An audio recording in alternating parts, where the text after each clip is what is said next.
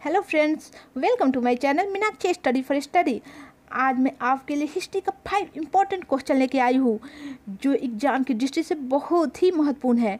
तो शुरू करने से पहले अगर आपने अभी तक मेरे चैनल को सब्सक्राइब नहीं किया तो कर लीजिए और बेल आइकन को जरूर से जरूर प्रेस कीजिए ऐसे रिलेटेड वीडियो को देखने के लिए। तो शुरू करते हैं अपना फर्स्ट क्वेश्चन जो प्राचीन भारतीय इतिहास के सोच से लिया गया है।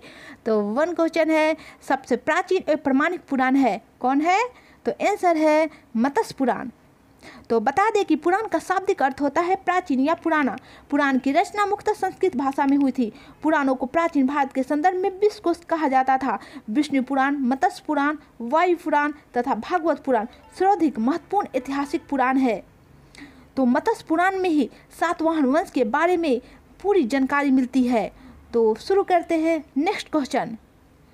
स्मृति ग्रंथों में सबसे प्राचीन एवं प्रमाणिक पुराण कौन है? तो आंसर है मनुस्मृति। तो बता दें कि स्मृति का शाब्दिक अर्थ होता है याद किया हुआ। स्मृति को वेदों से नीचे का दर्जा हासिल है।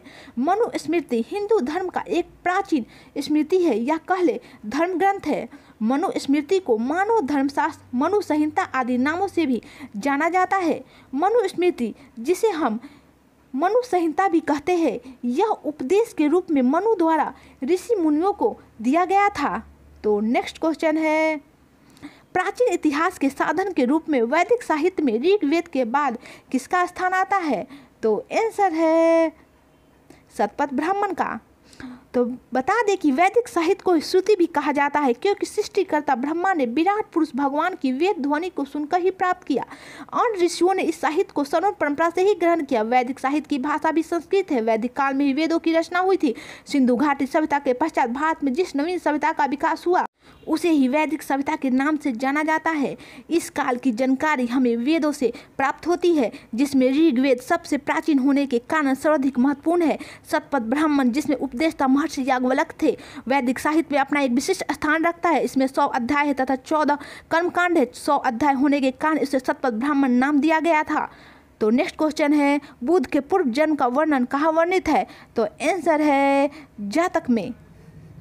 तो बता दें कि जातक कथाएं भगवान बुद्ध के पूर्व जन्म संबंधी कथाएं हैं, इसीलिए अधिकतर कहानियों में वे ही प्रधान पात्र के रूप में चित्रित है। कहानी के वे स्वयं नायक है। कहीं कहीं उनका स्थान एक साधारण पात्र के रूप में गौण है तो कहीं कहीं वे एक दर्शक के रूप में चित्रित किए गए हैं।